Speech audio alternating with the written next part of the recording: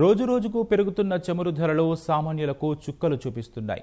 గత నెల 1వ తేదీ నుంచి ఇప్పటి వరకు పెట్రోల్ డీజిల్ పై లీటర్కు 8 రూపాయలు పెరిగింది. రోజువారీ ధరల మాటున కంటికి కనిపించకుండా పెరుగుతున్న రేట్లతో వాహనదారుల జేబు గుల్లవుతోంది.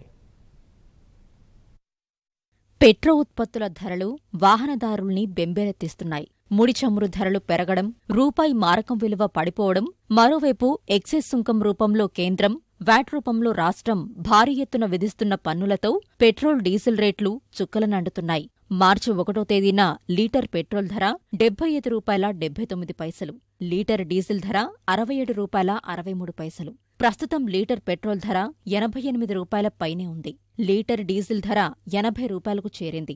6 నెలల్లో లీటర్ పెట్రోల్పై దాదాపు ₹12, డీజిల్పై ₹13 పెరిగింది. గతంతో పోలిస్తే పెట్రోల్కు రెట్టింపు ఖర్చు భరించాల్సి వస్తోందని వాహనదారులు వాపోతున్నారు.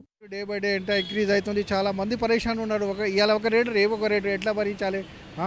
ఇప్పుడు 90 నుండి 88 ఇంతవరకు ఎప్పుడు దాకా ఇన్ని సంవత్సరాల నుంచి ఈ కాంగ్రెస్ 70 years అయిపోయింది. దాని తర్వాత ఇంటర్ రేట్ ఎప్పుడు లేదు. ఈ గవర్నమెంట్ వచ్చినందుకు ఏం సుఖం లేదు సార్. డైలీ చాలా విపరీతంగా పెరిగిపోతున్నాయి సార్ అసలు రేట్లు. మరి ఘోరం. 88 అంటే మామూలు పర్సన్ కెనాట్ లివ్. కొంచెం ప్రభుత్వం కొంచెం తొందర తీసుకోవాలి సార్ దీనిపైన యాక్షన్ ఏదో. శాలరీలు మాత్రం పెరిగాయి కానీ రోజు మాత్రం ఇక్కడ పెట్రోల్ రేట్లు తెలియకుండా, అందరికీ ప్రజలకు తెలియకుండా రోజు తక్కువ అమౌంట్ 10 పైసా 20 పైసా ఇలా అనుకుంటా ఒకేసారి అని ప్రజలకు తెలియకుండా రోజు ఇట్లా పెంచుతున్నారు. ఇలానే అయితే చాలా కష్టమవుతుంది సామాన్య ప్రజలకి. లీటర్ పెట్రోల్ అసలు ధర ₹40, డీజిల్ ₹43.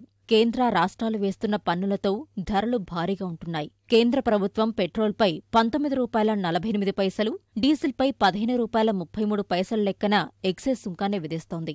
రాష్ట్రంలో పెట్రోల్పై 35.2%, డీజిల్పై 27% వ్యాట్ విధిస్తున్నారు. ప్రజల నుంచి ఆగ్రహం వ్యక్తమవుతున్నా సుంకం తగ్గించబోమని కేంద్రం స్పష్టం చేసింది.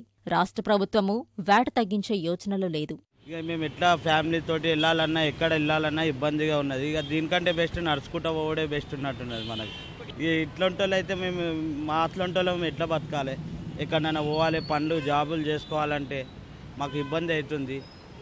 डीजल के बारे में बहुत परेशानी हो रही और इसके लिए कानून कुछ भी नहीं कर रहा.